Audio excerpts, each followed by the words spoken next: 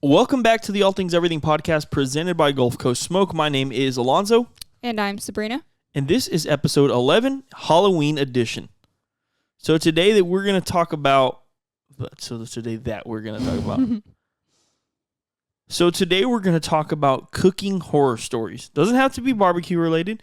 We put out on Facebook that we wanted to hear everybody's barbecue/cooking horror stories, and we got a lot of responses. Yeah, they did not disappoint. They did not disappoint. Now, obviously, we're not going to be able to go through every single one of them. We're going to try and keep this at about an hour, but there is a lot of them. And if you guys have any barbecue or cooking horror stories, drop them in the comments down below. We are very interested to hear these because some of them were a little bit insane, if you ask me. Yeah. So we're going to talk about what happened this past week for us. And then we'll talk about what really brought this topic up. Wow, how do I say topic? That's insane. Sorry, I just woke up. My mind's still a little bit jumbled. It's been a crazy week, so forgive me for that. But we are going to talk about what brought this up and just what happened this past weekend. So what happened this past weekend for us? Last weekend, obviously, or not last weekend, last competition. Yep. If you watch the video.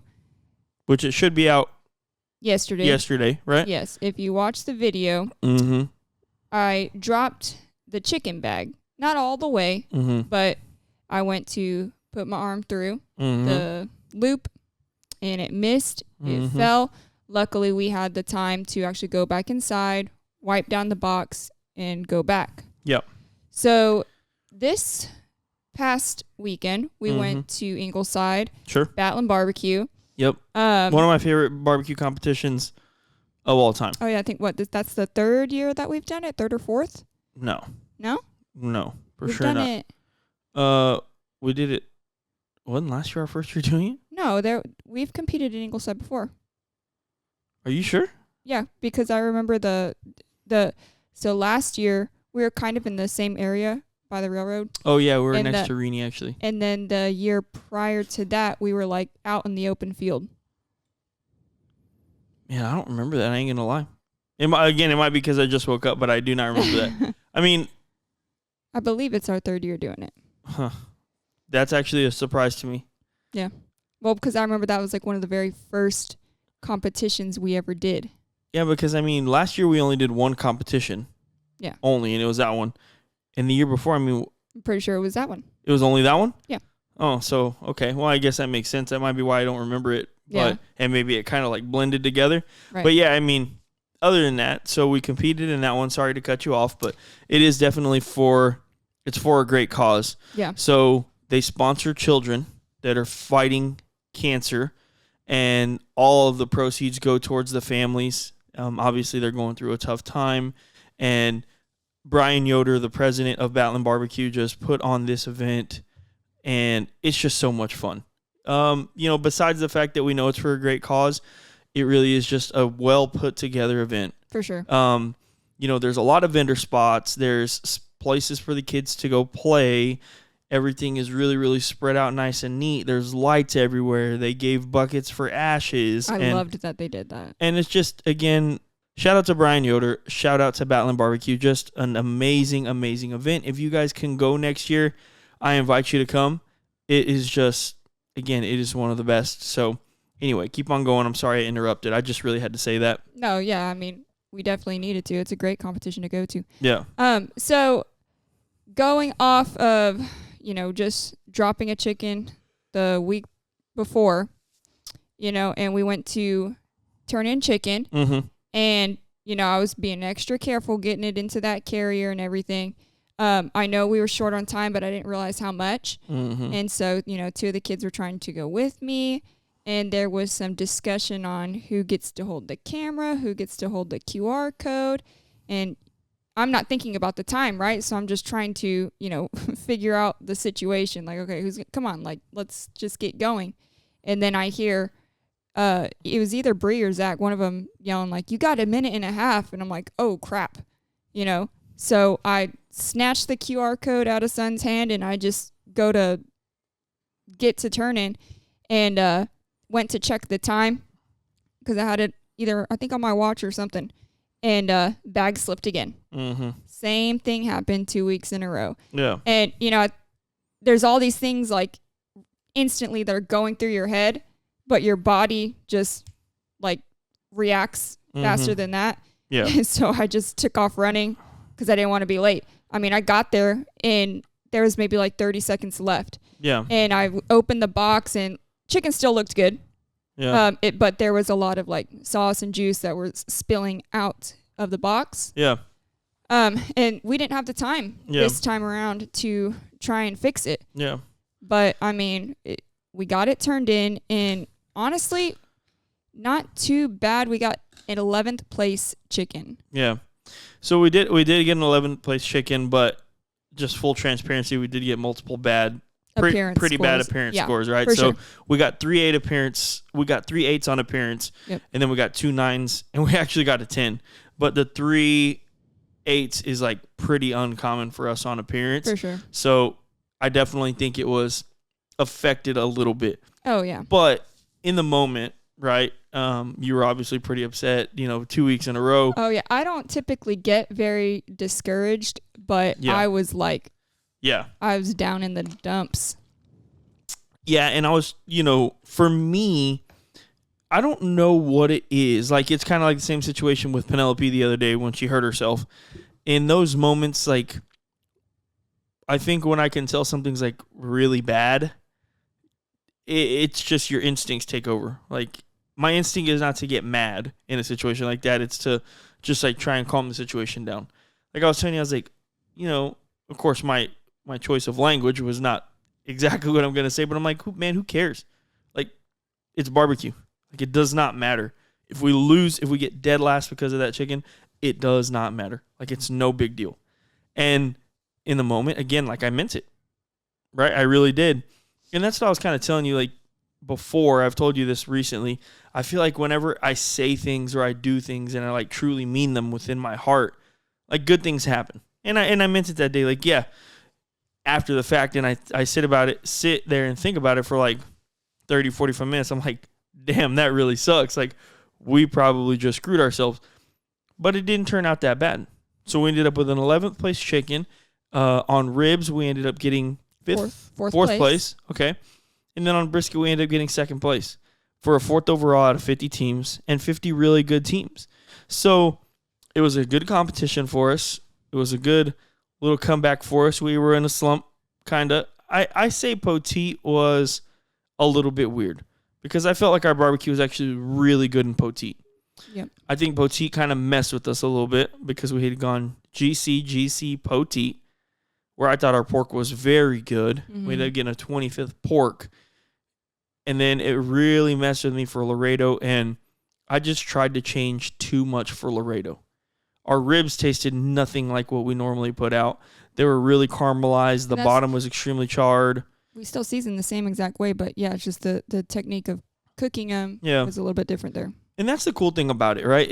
And I've said this before, like, I season all of our proteins, every single one of our proteins, with the same 3 seasonings.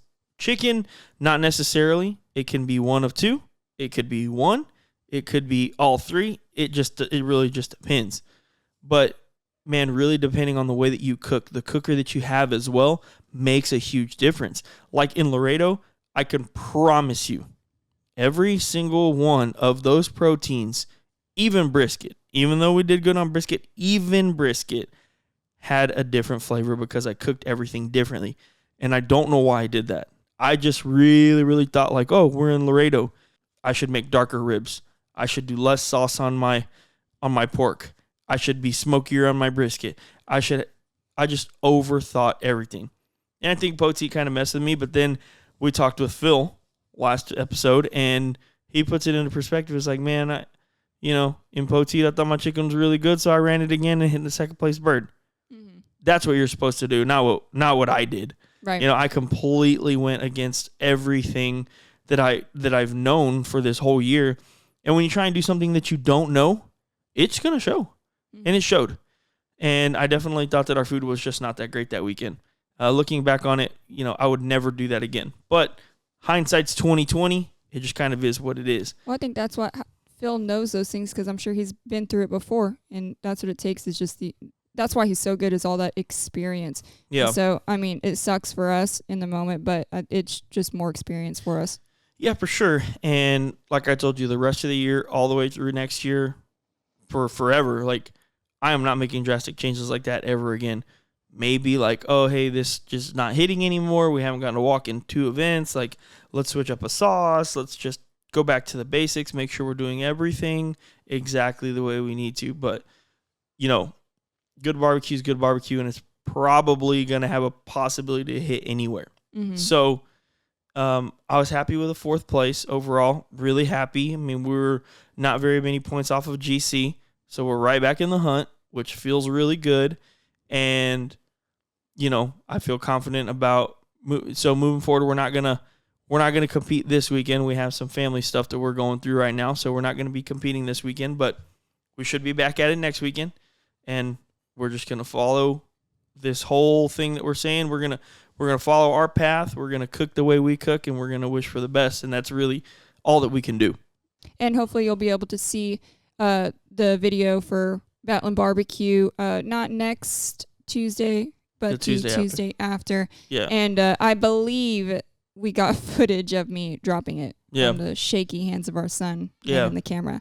But that whole situation just got me thinking, 2 times in a row of chicken fails right there. But, it happens to all of us. Mm-hmm. And what better way to discuss it instead of hiding it? What better way to discuss it than sharing the stories, food horror stories from everybody else? And we've got some really, really good ones. Yeah, we got some really, really good ones. And again, thank you so much to everybody that went out and put comments on our post, because there's just comments and comments and comments. So it's some of them are hilarious. Some of them you feel bad when you read them. You're like, oh my gosh.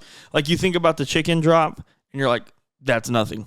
Yeah. That is nothing compared to what some people have gone through. So we're just going to go through a few of these today, and we just want to talk about them. What would we have done in these situations? And again, the reason that this is horror is because it's Halloween themed, right? We tried to keep it with the theme. So obviously, if you don't know by now, I'm Luigi. Sabrina is Yoshi. We are these things because our son made us be these things. Yeah. He's Mario. Piper is, what's her name? Addison from Zombies. Yeah, Addison from Zombies. And then beautiful Penelope is just a ballerina. Her normal self. Her normal self looking awesome with her tutu and her whole outfit. So, I'm Luigi. So basically, my son, my wife, and I we're like Mario. So we're Mario themed. And, we're excited just to have a good Halloween day out there with the kids here soon. So we're going to get right into these stories. I already kind of have the ones that I want to talk about in my head. But one of the ones that I wanted to talk about is Meat Locker Misfits, because I know for a fact that this has happened to so many people. So Meat Locker Misfits puts, my pit lid slipped out of my hands and slammed. I was setting my sauce on my ribs 5 minutes before turning. All the black flakes from inside the pit ended up on the ribs and had to pick them off with tweezers. This happened to us before. This has happened to us before. So it's one of those things where this right here is one of the reasons why I like a clean pit. Mm-hmm. And I like to make sure my lids are clean. Because that's just buildup. It's like it's build up from the smoke and everything coming through that chamber. And we have, I don't remember exactly what it's called, but we have that little tool where we can scrape stuff. It's not like we used to use the paint scraper or the, like the thing for putty. Now I have like an actual one where you can put your knuckles through, Right. You've seen it? It's curved. It's like curved, and I just use that to scrape everything.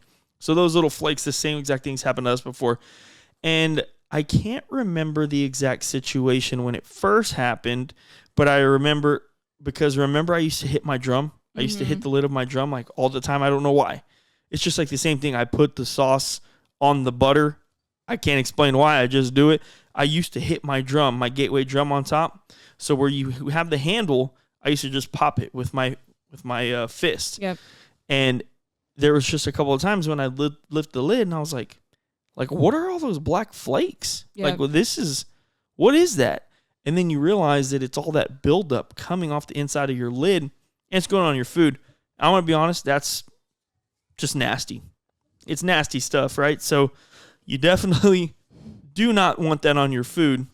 And that is a horror story, in my opinion, because if you don't really know what it is, or you're not sure what you're looking for, or maybe you just, I don't know, let's just say you just let it keep going, weren't paying attention, and then the bark set or the sauce set or whatever, then it's going to be really, really, really hard to get that stuff out of your food. And then if you don't have any extra racks of ribs and you're at a competition, you could be in a really, really tough spot. So that's why I wanted to showcase that one, because it's happened to us before, and I definitely think that it's just no good. It's just no good. So another one that I wanted to talk about was something that came from Aaron Leslie. So Aaron Leslie says, and if you guys don't know who Aaron Leslie is, he's the owner of Texas Oil Dust. So makes injections, brines, marinades, seasonings, has a really, a large barbecue company here in Texas. And he said, creating my one-of-a-kind rusty patina drum. And he put a picture here. I'll send you the picture. We'll put it up on the podcast so you guys can see it on YouTube. If not, well, if you go to our Facebook and scroll through the comments, you'll definitely see it. It has a lot of reactions. It doesn't look good. From here, I can tell you what, it does not look good. So the paint is literally just burning off of this drum. Right. And there's a huge flame just coming out of the lid of the drum. So I reached out to him on Facebook and I said, man, you got to give me a little bit of a backstory on that. You have to. So he was telling me that he was at a competition. He has his own lump charcoal as well. And that lump charcoal gets pretty hot pretty fast. So he lit his drum and he said literally with his charcoal, 5 minutes or so, it's already roaring. So you have to be real careful with it. And he said he was talking to Johnny Trigg. If you guys don't know who Johnny Trigg is, he's an absolute legend. Barbecue Pitmasters Season 1. Just one of the OGs of competition barbecue. Dude's literally just a legend. I would have gone to talk to Johnny Trigg too if I could have, Right. And he said that the conversation just like carried on, kind of forgot about his drum. And then out of nowhere, they were like, hey, what does that smell like? Something smells like plastic burning or something. And then he walked over and he noticed that his drum was just on fire. His paint and everything was just melting off and just absolutely insane. So he actually has a TikTok on his TikTok where you could see everything just, kind of on fire. And he's just like, in the TikTok, he just looks so relaxed. He's like, yeah, well, just another day in the office type thing. And I was like, dude, I would be freaking out. I would be freaking out if that happened. Well, I don't know. I say that, but maybe. And that'll lead into another one that Chance put on. But yeah, so Aaron Leslie, one-of-a-kind custom burnt patina drum made by himself because he burned his drum. And that's the thing with drum smokers. If you don't watch out, so this has happened to us at a competition before. I believe it was actually last year, Ingleside. And again, with this point, we're not competing like at all. We're not constant. We don't have timelines. We're just like out there cooking. I think I left the lid off for like 5-6 minutes and it's just roaring. And you really have to be careful with those drums because they'll get out of control like quickly. So yeah. And then just, oh my gosh, I can only imagine that happening at a comp in like a large fire like that. It just would be a little bit crazy. I feel like I would freak out, but again, like I said, I'm going to roll into now talking about Chance's comment. So Chance said that he was at his very first competition cooking beans on his buddy's Traeger. I wonder whose it could be. And he said, and then just ... So I'll tell you the story. So we were in Orange Grove this year, which we've been competing so much this year that feels like last year. Right. But it was this year for sure. And he was making beans. I called him up. I was like, hey, and I had Luke do Chef's Choice, and he did beans. And I said, hey, yeah, he did the shrimp poppers. Awesome. They were so good. Anyway, so he was cooking the beans, and he started with beef bacon. He wanted to cook beef bacon, okay? And the thing with Traegers or any pellet grill that I like them, I actually really do, but the grease is like dripping on that drip pan, and if it's not one 100% perfectly level, it doesn't really have a way to roll off of the drip pan into a grease bucket or your grease bucket or whatever. And so a grease fire started in there. And Chance was like freaking out. And I'm like, man, this ain't no big deal. I just grabbed my gloves, went in there, and I grabbed the foil because there was foil on the drip pan. I grabbed it and I threw it in my drum, and then I closed my drum lid. And I don't know what it was. Like, I was just so calm about it. And it was like, I mean, it was on fire, but I was able to just get it. And to this day, that's kind of like a little inside joke of me and Chance. I'm like, man, you were all scared, bro. You were all scared. And I was over here, and I knew exactly what I wanted to do, and I handled the situation really good, and you were all scared. You were crying. So that's a little thing back and forth between me and Chance, and that's why he put that. So, yeah, I mean, at the end of the day, look, anything fire-related, let's be honest, is not an easy situation to handle, and it's also a big deal. So it's one of those things where it's like, man, you really want to have a fire extinguisher handy, and you really want to make sure that, and no matter what, you're just being as safe as you can out there, because somebody really can get hurt. And speaking of having a fire at the competitions, why don't you roll into the next one and think you know exactly the comments I'm talking about, where there was a fire at a competition. Well, there was one I read. Yeah. And I'm trying to find it here, but he was basically talking about how, you know, one of his pits was on fire, and it wasn't a horror story for him, but it was everybody else freaking out about it. Yeah. You know, and sometimes, I mean, that's what really makes you panic, is everybody else panicking. Yeah, you know, no, for especially sure. if you feel like, hey, I got this under control, and then everybody else, and which I know has happened to you before, Yeah. which we've talked about here. But yeah, when everybody else starts panicking, then it's like it really makes you feel like, man, is something going wrong? But I believe in his comment, he said, you know, I was cool as a cucumber, but everybody else is panicking. But let me find that one. So Sarissa Dominguez said, once during the heat of the summer and in a burn ban, our generator caught on fire and nearly burned down the field where they held the cook-off. They no longer hold that competition there anymore. Thank God for everyone having fire extinguishers on site.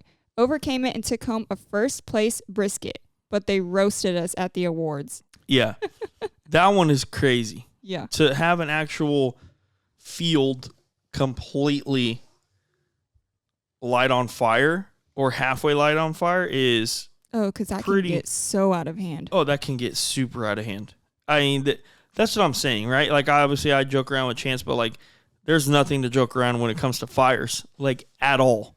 Right. So it's something that you really really gotta be careful about, and you know, you really just got to make sure that you're on point as best you can. So another one that I did want to bring up, because I felt so bad for him, because we literally saw this happen. So if you guys are new to the podcast, or you kind of don't know who we are, we do our own barbecue competitions. Like, we throw barbecue competitions, right? So we've done 2 so far, and there's a guy by the name of Alonzo, I'm not talking about myself, that he has competed in this both times. So in the second competition that we threw, or was it the first? It was the first one. So in our first ever competition that we threw, Alonzo unfortunately dropped his chicken, and it like split in half to where the leg and the thigh and the breast completely separated.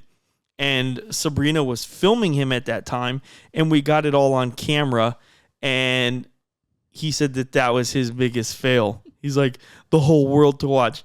Well, obviously not, you know, I guess it has the potential of the whole world watching, but that video didn't get like, it got thousands of views, but it didn't get millions of views or anything. So yeah, it's tough. And it almost feels like, from our point of view, it almost feels like we made it happen. You know, I felt so guilty. I was right there, like, just us filming.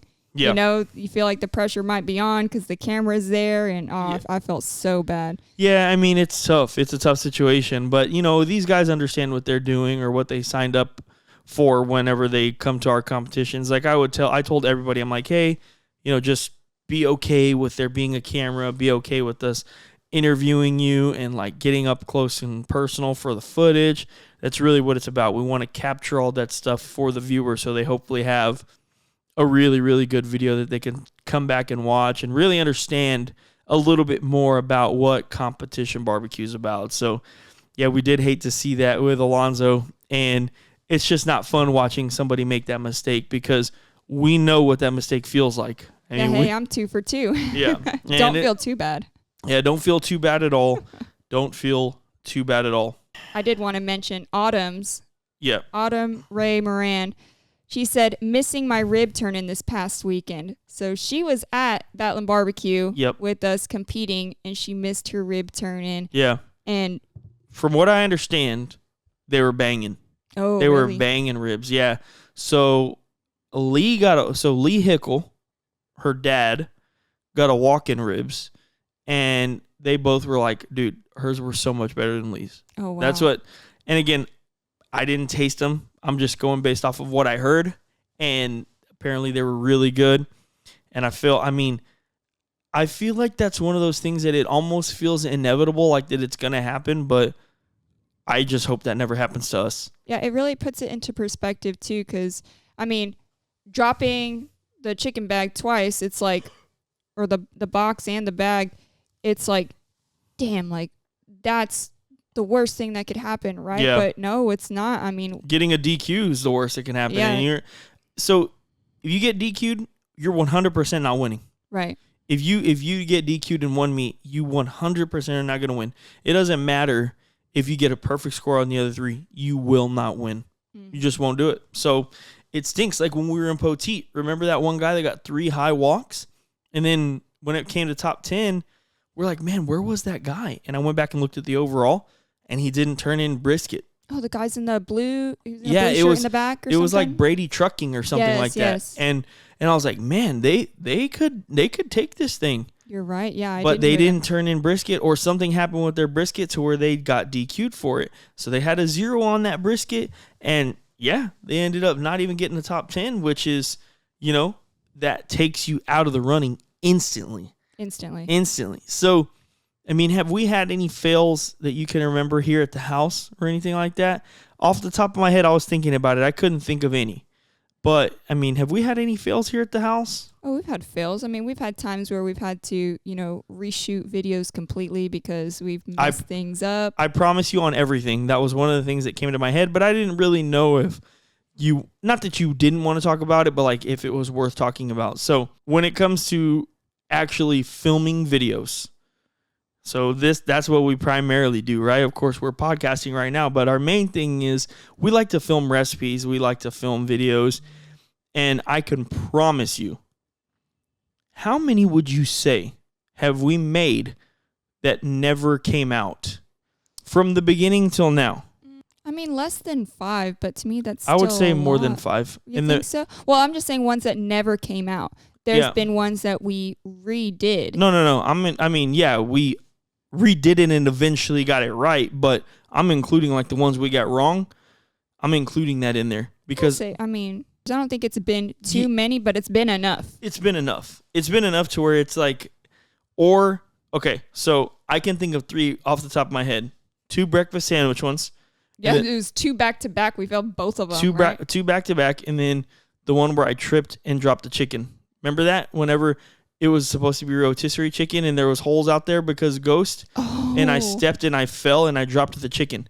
Like, I just dropped it, and I was just, at that point, I was so pissed off. I was like, all right, yeah, the video, it was ruined. The video was ruined, and that was right there in the backyard. I remember those 3 off the top of my head. I remember we have a video that's in our channel right now that never got released.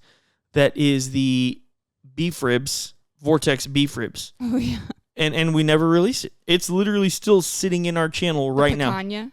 Yeah, the picanha that I'm not even exaggerating. I could just go and click like publish right now. Gosh, don't. Yeah, no, I'm not going to do it because that video. Then we'd really scare some people. Yeah, and again, that's that's a step back in time. Then just the other day. Yeah, I know. Yeah. Yeah, no, I mean, trust me, we've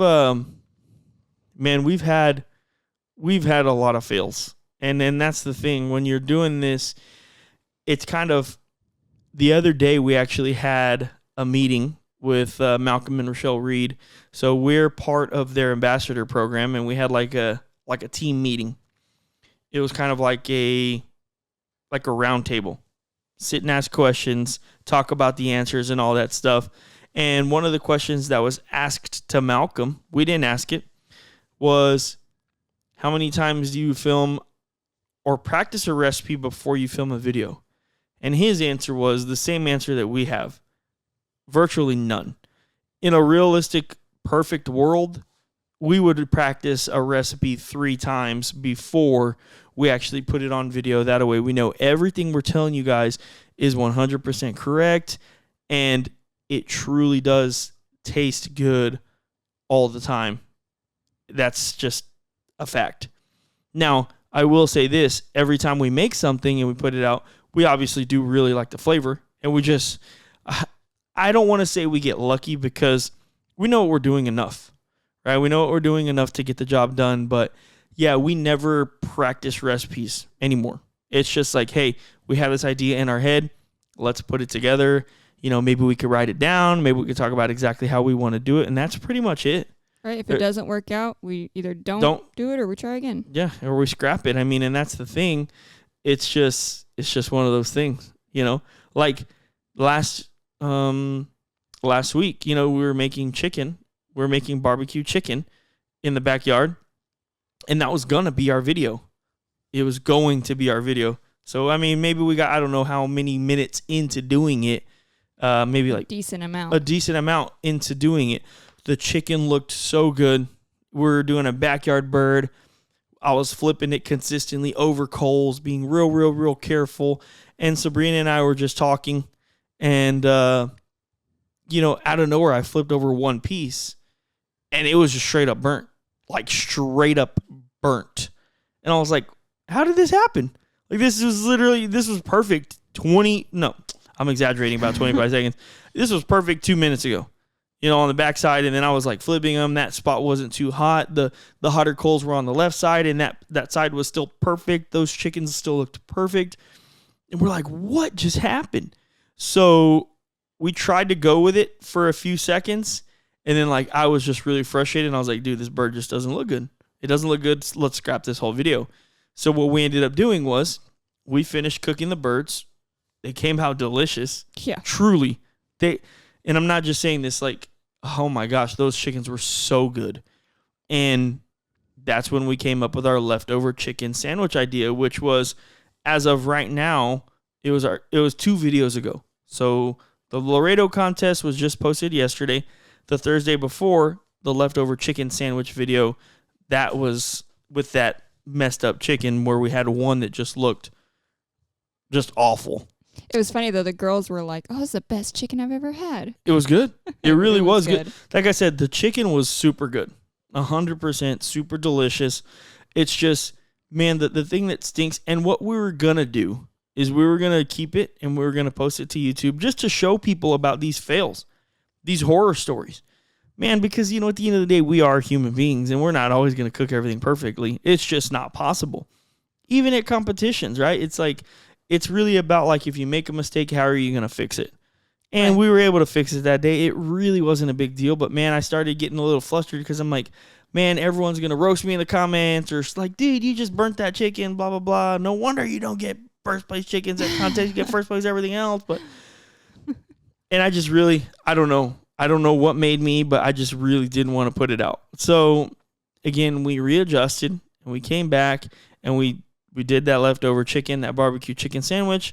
We'll put a link in here if you guys want to watch that. It's, in my opinion, a very, very good video. And I will say, I'm not exaggerating, that is what you need to be doing with your leftover chicken. Oh, yes. It was so delicious. It was so easy. If you have a griddle, use your griddle for this. It's just basically like a delicious grilled cheese with added barbecue chicken.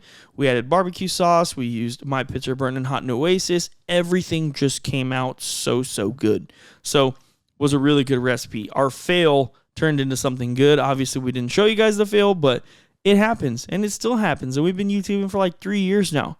It still happens, and it's still going to continue to happen without a doubt. So we're going to go ahead and get back into a few fails because, again, there are still some that I really wanted to talk about. Oh, I did like Carlos's. Yes. It said, leaving the lid to my 85-gallon drum home. Yeah. That, to me, is like, oh, that's tough. Yeah. Because what do you do? Yeah, what do you do? What do you do? In an 85-gallon drum, I don't think I've ever seen an 85-gallon drum. I want to say, and again, this is just me, I want to say that was a typo. Oh, maybe he meant 55. Because maybe he was on a 10 key, and you know how the 8 and the 5 are right next to each other. I want to say that was maybe, but either way, 85 or 55 or whatever, if you forget your lid, I mean, how do you recover from that? I really truly don't understand what you would do in that situation. Right. I mean, for example, let's just say we left our 55-gallon drum, our gateway drum lid somewhere, and like, what would we do at a comp? Unless somebody had a spare, we are SOL. Yeah, 100% maybe SOL. grab some foil and just have to make a giant piece to keep putting on, but it's not the same thing. Yeah, it's gonna be bad. It's probably gonna be bad, and it's just not. Like, hopefully, you brought a second drum to cook your other stuff, and then maybe you just have to keep cooking on one drum. Yeah. I mean, I think to me that's the only logical answer, but it's gonna be tough no matter what. It's gonna be tough. But I mean, I've seen like Tim Shear and Brad Leininger, like they've competed with just one drum before. Yeah. We remember that video. Yeah. And I'm sure it can be done. It's just it would be tough for sure. Mm-hmm. So definitely do your best to keep all of your supplies for every single competition in your truck, in your trailer, whatever. That way you don't have anything left behind. And another one that we were going to talk about was Zach Williams on Facebook. He put, man, in Midland this year, I don't know why I said man like that. There's a bunch of N's. Man, in Midland this year, I was doing Cook's Choice. It had multiple components in the box, and I was running behind. I didn't put my Crocs in 4x4 mode. So if you guys don't know what that means that you put that little strap. So a lot of the times you wear your Crocs with the strap like just still forward. Mm-hmm. But if you put them in 4x4 mode, that goes around your heel, right? So he said, I was running behind. I didn't put my Crocs in 4x4 mode and started running through the field to turn in. If you know anything about Midland, you know everything that can grow in sand has thorns. Oh my gosh. I was running without shoes through the field of goat heads and mulched mesquite, but I'm determined to make it to turn in, bleeding feet and all. Still got a 6th place call on it, but no, the box was an absolute mess and no doubt wasn't put together for each portion any longer. Always put them Crocs in 4x4 mode to late turn-ins, folks. So, yeah, I mean, gosh, I couldn't. And that's the thing, man. It's funny. Barbecue competitions are like so fun and everyone's having a blast. But if you're at a barbecue competition, you obviously really love it. So you really want to win and you're just really willing to do whatever it takes to get that box turned in. Kind of like you the other day. Like you dropped it, but you're like, well, okay, let's go. I got to run. I got to go. I got to get my butt up there. And you got it turned in with less than 30 seconds, but you still got it. Because although, like you said, we dropped it, we would have been way more devastated if we didn't turn in that chicken. Like, I'm not going to lie. I don't know how Autumn kept going. Like, I would probably just want to be like, well, there's no point in doing this anymore. Right. And again, that takes some patience. That takes some, I don't know how I would react in this situation, but it's got to be super duper tough. Yeah. And another one that we wanted to talk about today was from Jim Self. He said he left a wet paper towel in the top of his turn-in box and got his first and only DQ. He recovered the next weekend for a QC. I'm assuming he meant GC. But I believe, now would have to ask Jim himself, I believe the reason that he had that paper towel in there is because what we've seen sometimes in KCBS, they'll get a moist paper towel and they'll put it over the parsley or they'll put it over whatever greens you're using just to keep them moist so they don't dry out and they're not like real crispy. And maybe what he did was he took it off of the parsley or the kale, put it on the back side of the box, and then just completely forgot to, because Obviously, a paper towel is white. The box is white. It probably blended in super easy. And then he got that DQ, which is, man, that stinks. So we also had somebody else say that they forgot to take the string. It was James Pavia from Texas Made Smokers, previously known as Aim 'em and Claim 'em on YouTube. He left the string on his steak and got a DQ. So that's the other thing. We've never done a steak competition, which I would like to do one for sure. But if you leave your pins in there or if you leave your string in there, it's just an auto DQ, and it really, really stinks. And, it's like, man, you'll never know. If you had the best steak in the world, perfect score, you'll never know because you instantly get DQ'd. And that's one of the things that, like you said, it's just, you really got to be careful when you're doing these things. You have to make sure your chicken is fully cooked. You have to make sure to get those strings and those pins out of the chicken. Like, we always try and make sure we know exactly how many pins we put in our chicken, all that good stuff. Pull them all out. We do not want to get DQ'd for any reason at all. And that's one of those things that you just hope never really comes to you when you're doing competition barbecue for sure. Well, I believe it was one of the comps earlier this year, like one of the first ones we did when we did a chef's choice, it might have been last year, but we did a chef's choice and we forgot the foil liner in the box. Yeah, that's also a DQ. Yeah, we got a DQ there. We did completely forget about that. I think that was last year, Battling Barbecue. Was it? I think so, because I do remember that happening, but I just don't remember exactly when. Mm-hmm. Now, a lot of these are completely 100% competition related, right? A lot of these answers. But one of the ones that I thought was really funny was from Josh Melendez. He said, the dog ate the brisket after a long cook. I know it burnt the crap out of his mouth, that little crap. So, like, I kind of know what this feels like. Not the brisket part, but our dog, Toby, back in the day, she was so particular about what she ate. And one time she picked up, do you remember this when she picked up the Subway? Mm-hmm. She picked up the Subway sandwiches off of the counter, ate everything, and left all the pickles. Like, because she didn't like pickles. I'm like, really, Toby? You just ate everything, girl, and then you just leave the pickles? So we all thought that was hilarious. But, man, I can only imagine. Like, Ghost would do that. Oh, yeah. Our dog right now, Ghost, would do that.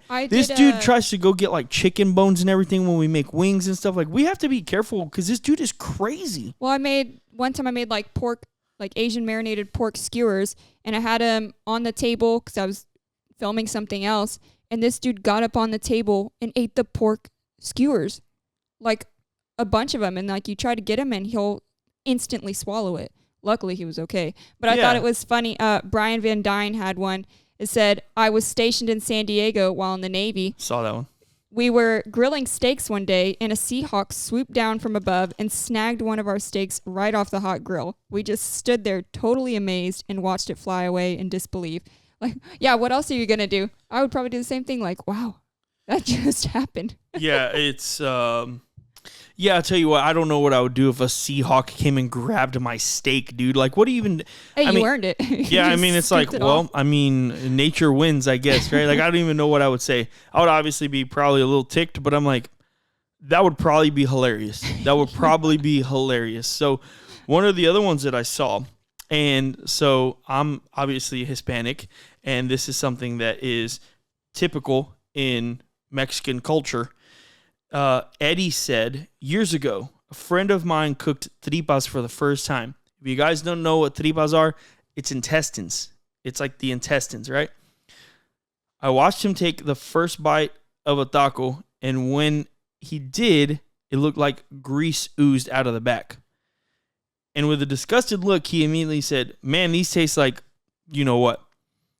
And Eddie said, did you clean them? And he said, you're supposed to clean them, ... And of course, that wasn't grease. That was the nastiness in the intestines that he ate. Yeah, it's gross. It's gross. And that is a major fail. That's a major horror story for sure. And again, like I said, if you guys don't, like again, we're from South Texas. Well, I'm from South Texas. You're from all over. And tripas are just something like my dad used to make tripas back in the day all the time. And if you're not if you're not from here, you probably don't eat that. So a lot of the times they're made in a disco. It looks like a little disc. And you put oil in it, and then you'll like fry them up, but you do it kind of slow. You don't want them to be so, kind of like the way you make chicharrones.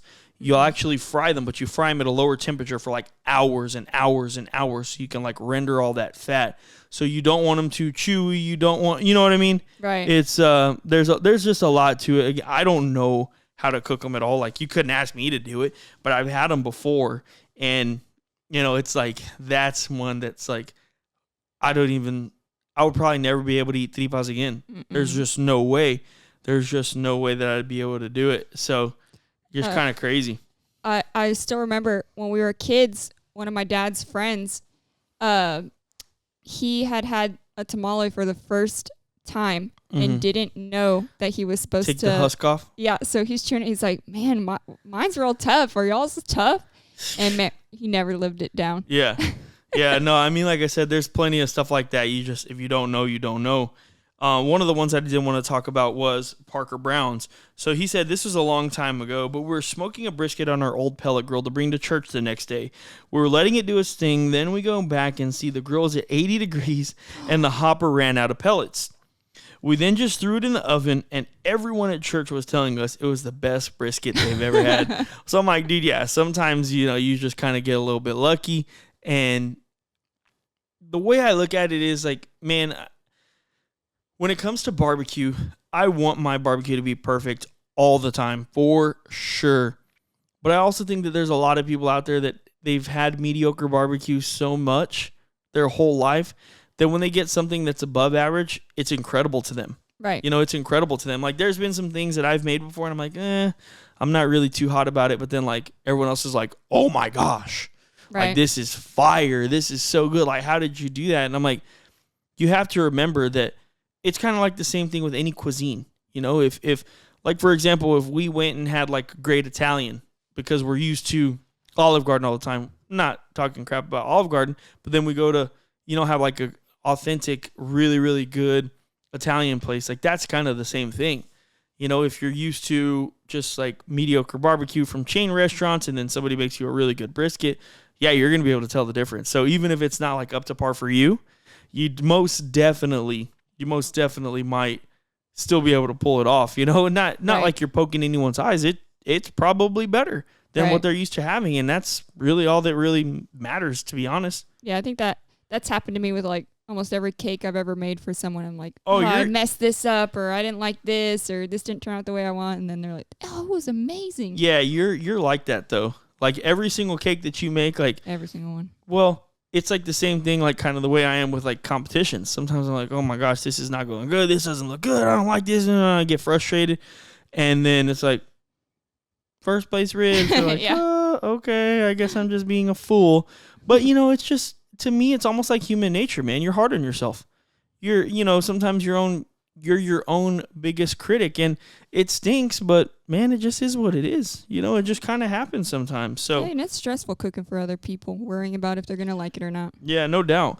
Another one that I wanted to talk about here was from Andrew Pena. He is the owner of Full Send Barbecue, and he said that there was a grease fire and he burned his arm off to save the ribs. And I don't believe this was at his restaurant, but we recently went to their restaurant, ate some food, and he has third-degree burns on his arm. So Andrew's out here risking his life for barbecue. Not really his life. Well, no, I mean, I guess kind of his life, to make some good barbecue. And he does make some good barbecue. If you guys ever get the opportunity, go out to Full Send Barbecue in Corpus Christi, Texas. It's on Taylor Street. I don't know the exact address, but it's on Taylor Street. They have a really, really, really cool setup. Like, really cool setup. Outdoors. They got like a bus that they serve out of. So they got it going on over there. Really awesome stuff. And I can tell you that, yeah, we 100% also had those moments where it's like you got to make a split-second decision. And like when we first got the Gateway drum, I feel like when we were cooking chicken and stuff like that, I didn't really understand how to use it. I was always getting major, major, major flare-ups, and those can get pretty scary. And that's also why I really like to keep a clean drum. We do a lot of drum cooking these days. And that grease that just builds up on the bottom, if you don't watch out, that's going to cause a grease fire, and then it's going to be scary. It's going to be really scary. So it's just something that, like I said, we're trying to always figure out the best way to do things, and we don't necessarily know those things. Like, we don't necessarily know what the best way to do everything is, but we're consistently trying to learn. So, yeah, Andrew's out here risking his arms and everything.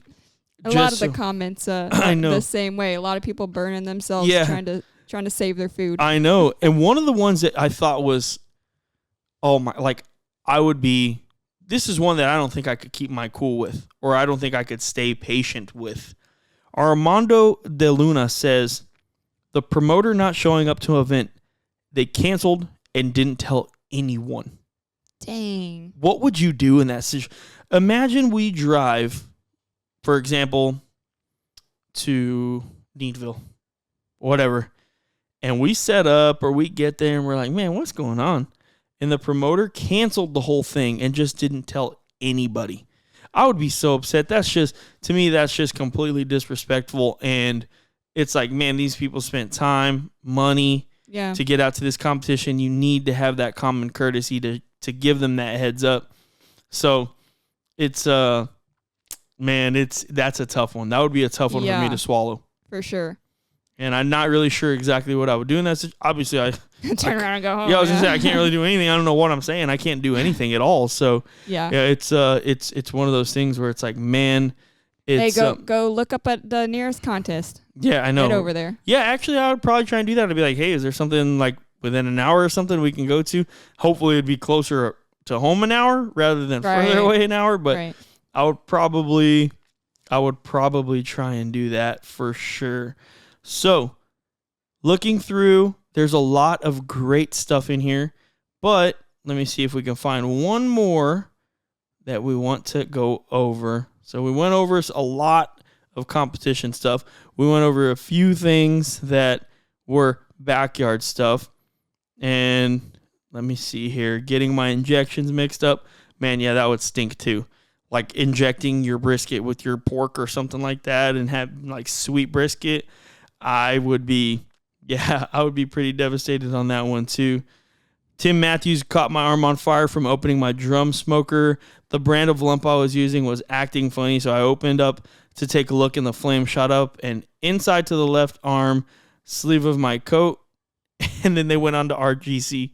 Oh, wow. So, yeah, that's another scary one. Like, it's just one of those things like we're having a lot of fun, but man, we deal with fire every time. And it's just super duper. You have to be careful. No matter what you're doing, you really, really, really got to be careful. And, it's just one of those things, man. Like John Segura here says he sprained his ankle stepping out of his trailer. Oy. And that would be a bad one too, because then you got to walk the rest of the competition and you got to keep on your feet all day. Yeah, you're on your feet all day. And man, it's just like you're out here, trying to do something you like and then getting a little injury, and that stinks. So I think that's enough of them for today. Like I said, we got a lot, and we're very grateful that you guys put all those horror stories into our comments. And thank you guys for listening. Hopefully you're laughing with us. Hopefully you enjoyed those. Don't forget, put yours in the comments.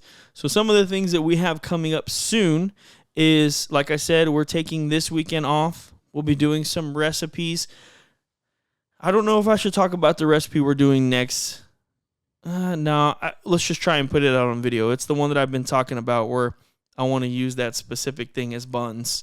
And I really want to perfect that. I really want to get that down. And I want to use a specific item as buns and make a really, really good burger. And that's something that is on our list for our next recipe. So that's what we're going to try and do.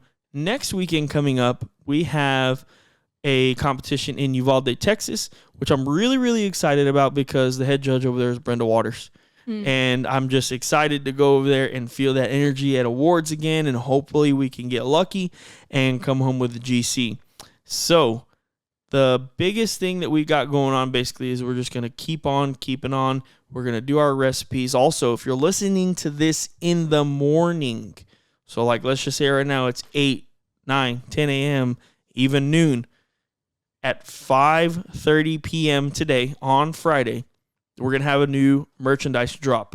So we have hats. You guys have seen me wear the hats. it's red leather patch. It's white, gray, black leather patch. And then we got new heat-resistant gloves that are good up to 700 degrees. And I've probably used these for 2 years. I don't know when was the last time we got the order? Our last order? Yeah, it's been a while. Yeah. So I use them consistently. I use them for picking up pans, picking up grates. Now, I'm not saying to go do those things, right? But I can tell you that they do pretty well with them. Like when we first got these gloves a long time ago, like I was holding my hand over fire, like really, really slowly rotating it and showing how good they are. So if you guys are interested, we have all of those things on the website right now, and I'll put our website in the description. I'll also put a little link up here on the video, and you guys can go check all that stuff out right now. We just got our seasonings back in stock, so they're really potent right now. You're going to get that beautiful flavor out of all of them. So, you know, I'm working on trying to figure out what types of like discounts we can do for if you buy a rub and a gloves or something like that. So just kind of be on the lookout for the website and see what's coming up. Also, we are now available in South Texas Outdoor Kitchens. That's in the Rio Grande Valley. So we had been people have been asking us, hey, when are you going to get your seasonings down south? When are you going to get your seasonings down south? And we had South Texas Outdoor Kitchens reach out to us, and they wanted to carry our seasonings, and we're grateful for that. So you guys go and support them. Go get your seasonings from there if you're in that area. And like I've told you guys before, if you need our seasonings and there's somebody next to you that carries them, don't order online. Go get them. Save yourself some shipping. I mean, we wish we didn't have to charge for shipping at all, but it just is what it is. That's what it is these days. And if you have somebody close, go pick them up. You're still supporting us, and you're supporting a local store. A lot of these, we're not in any big box stores. So we're not in H-E-B or Walmart or Academy or anything. So you're supporting a local company that is likely family owned and operated, and feel good about doing that. So if there's anybody close to you guys, if there's any other places that you want us to have our seasonings, man, send me some information. I'll be glad to reach out to them. The worst they can say is no. We have another store coming soon, but what we like to do is we like to wait till the product is at their doorstep in their store before we announce that. So again, we're just grateful that you guys are giving us this platform to keep growing to where stores do want to carry our seasonings. And I'll tell you what, this year we've been putting in a lot of work. They're award-winning. We have people all over, and right now we're working on revamping our pro team, our staff, our competition cookers. I don't know what we want to call them, but we're working on revamping them right now. I've been talking to you about that a little bit. There's some people that I want to add to our team right now. We have Rini Gonzalez, Leonard Love, Zach Smith, and they're all out there cooking really good when they go cook. There's some people that I want to add, and I've talked to a couple of them already, so we're going to be adding to our, I guess we'll just call them pro staff for now. I don't know. We're going to be adding to our competition cookers, to our ambassadors, whatever you want to call them, and look for that announcement hopefully soon. We're going to be working on getting those guys in and hopefully just continuing to build the team. I had somebody the other day ask me, like, man, why do you want more comp cookers? Why do you want more ambassadors? Why do you want more? And I said, man, look at Malcolm Reed. Look at Heath Riles. Look at Meat Church. Do they have one ambassador? Do they have 3 ambassadors? Or do they have 50? They got an army. But we want an army too. We want people that believe in GCS the same exact way we believe in it. And I think we're building that. And I think that's something to be proud of. Be proud of yourself too. I'm proud of what we're doing for sure. So be on the lookout for that. If you're a competition team or you're a social media person and you want to be on the squad, hit me up. I run or can answer and run all of the Facebook's messages, the Instagram messages, Twitter messages, YouTube, everything. I'm literally the one that's going to respond back to you. Shoot us an email, support@GulfCoastSmoke.com. Let us know why you want to be a part of the team. We talked about sponsors a couple episodes back. Let us know. We're looking to build. We're not looking to take over. We're just looking for our seat at the dinner table. Right? We want to eat too, and we think we deserve to. So that's really all that we wanted to talk about today. Again, we appreciate you guys watching or listening, and hopefully you guys enjoyed this fun episode. We wanted to just be a little bit of fun. I can tell you right now, one thing is for certain. This outfit is very uncomfortable. It is very, I'm like itching right now. So if it feels like I'm rushing to get off, don't get it twisted, I am. Because, last thing I'm going to say. The other day, when we got these outfits in, Penelope, my beautiful Penelope, just the kindest person ever. But kids are very, very, very honest. Right? Sometimes to a fault. She goes, Dad, there's a pillow in there. There's a pillow in there for your belly, Dad. She literally walks up to me. I'm not exaggerating. I promise on everything. Puts her hand on my belly, taps it. But I don't think you need it. I was like, oh my gosh. My own 7-year-old daughter just roasted me. So I'm on a weight loss journey. You know this. I've actually been doing pretty good. Yeah. I've been doing pretty good. I've almost walked out of the house and she's like, are you wearing that? I'm like, I guess not. Yeah. No, yeah. I mean, she's ruthless. And she's the kindest soul ever, too. But she's ruthless. She's honest. Yeah. The kids are honest. Ruthless is the wrong word. They're honest. Now, again, I'm on a weight loss journey. You know this. I've been doing pretty good. I'm going to do my best. And I bring it up because it's like when you bring it up, it's like, yeah, everyone's going to hold you accountable. But anyway, so thank you guys for listening. Thank you guys for watching. Anything you wanted to say? Yeah, I just wanted to say, make sure to follow us on Facebook, and you can go read all of those comments that people inputted, because we didn't get to all of them. There's a lot of them, but there's a lot of really, really, really good ones we just don't have time for. But make sure to go read those. They're very entertaining. And the last thing I'll say is, when these things happen, and they happen to all of us, obviously based on the amount of the comments, don't get discouraged, because one thing I heard that was so common in a lot of these stories is something good comes out of it. For sure. Something good still can come out of it. No matter what the fail is, no matter how many times you drop a chicken, you can still get an 11th place and a 4th overall. Yeah. So. And we'll take those all day. Yeah. Believe it or not, we want to win every one, but I promise you, out of 50, I ain't complaining about 4th. Yeah. I am not. So yeah. Just don't give up. Don't quit. Just keep going. Good way to look at it. That's a great way to finish the episode. Thank you guys. We'll see you on the next one. Have a happy Halloween. Happy Halloween. What are you guys going to be? Comments down below. Let us know what you're going to be. Peace. Or how does Luigi? Let's go. Or wait. No, that's Mario. Mario. If you guys play Luigi's Mansion 3, you know what I'm talking about. Bye.